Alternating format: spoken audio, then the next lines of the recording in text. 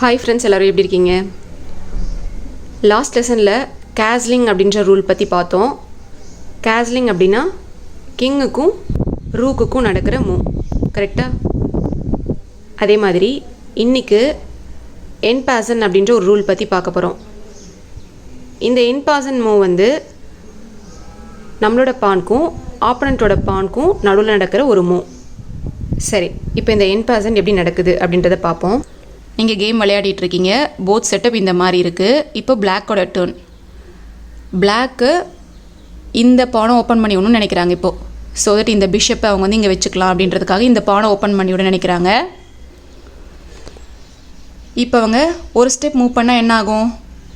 இந்த பான் கேப்சர் பண்ணிடும். அப்படின்றதுனால இனிஷியலாக பான் ஒரு ஸ்டெப்பு மூவ் ஆகலாம், 2 ஸ்டெப்பு மூவ் ஆகலாம் இல்லையா? அதனால் இவங்க இப்போது இந்த மாதிரி டபுள் ஜம்ப் பண்ணுறாங்க. இந்த மாதிரி டபுள் ஜம்ப் பண்ணும்போது கேப்சரிங் ஸ்கொயரை தாண்டி வர்றதுனால இப்படி இந்த கேப்சரிங் ஸ்கொயரில் வச்சு இந்த பானை எடுக்கிறது தான் என் பாசன்ட் அப்படின்னு சொல்லுவாங்க. நான் மறுபடியும் எக்ஸ்பிளைன் பண்ணுறேன். ஆப்பனன்ட் பான் இங்கே இருக்குது. அப்படி இருக்கும்போது இந்த பான் இந்த கேப்சரிங் ஸ்கொயரை தாண்டி இந்த ஸ்கொயருக்கு போச்சு அப்படின்னா சிங்கிள் ஸ்டெப் மூவ் பண்ணியிருந்தாலும் என்ன மூவ் நடந்திருக்குமோ அதே மூவ் அவுட்புட்டாக வர்றது தான் இந்த என் பாசன்ட் ரூல். இந்த என் பாசன்ட்டை நொட்டேஷனில் எழுதும்போது நார்மல் கேப்சரிங் நொட்டேஷன், அதாவது இங்கே C5லேருந்து D3 ஸ்கொயரை கேப்சர் பண்ணுறது இல்லையா, அதுக்கு C cross D3 அப்படின்னு மட்டும் எழுதினாலும் கரெக்டு தான். இல்லை அது கூட சம்டைம்ஸ் என் பாசன்ட்டோட ஷார்ட் ஃபார்மை E.P அப்படின்னு எழுதலாம். சரி, இந்த ரூல் எப்போ இன்ட்ரடியூஸ் பண்ணாங்க அப்படின்னா,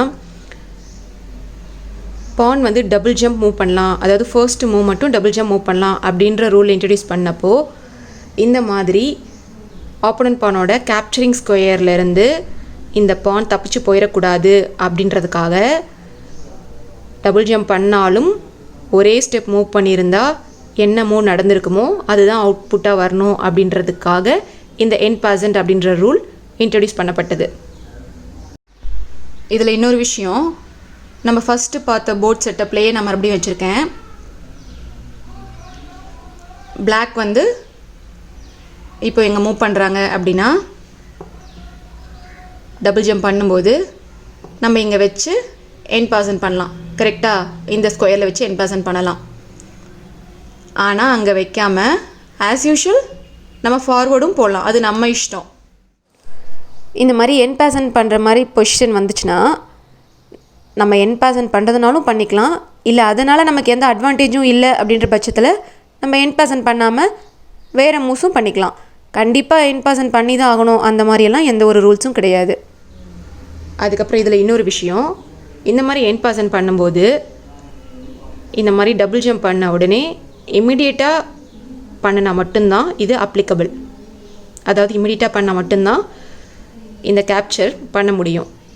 இல்லை அப்படின்னா இப்போ சப்போஸ் நான் இப்படி பண்ணுறேன், அதுக்கப்புறம் பிளாக் வேறு மூவ் பண்ணுறாங்க.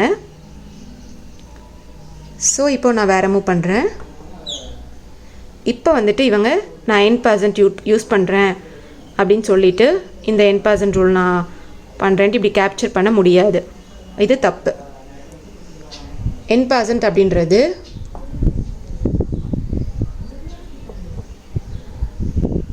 ஒரு பான் ஃபர்ஸ்ட் மூவ், அதாவது டபுள் ஜம்ப் இந்த மாதிரி பண்ணும்போது இம்மிடியேட்டாக நடக்கிற கேப்சர் தான் என் பாசன்ட். சரி, நம்ம சில எக்ஸாம்பிள்ஸ் பார்க்கலாம். அதை பார்த்தா உங்களுக்கு இன்னுமே நல்லா புரியும்.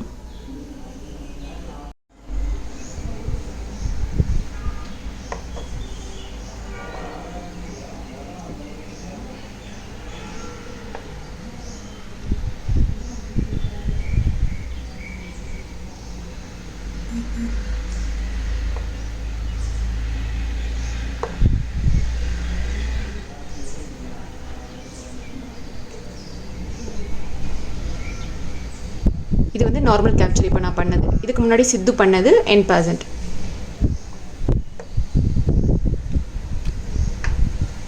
இப்போ நான் பண்ண போகிறது எண்ட் பர்சன். இப்போ நான் பண்ண போகிற கேப்சர்.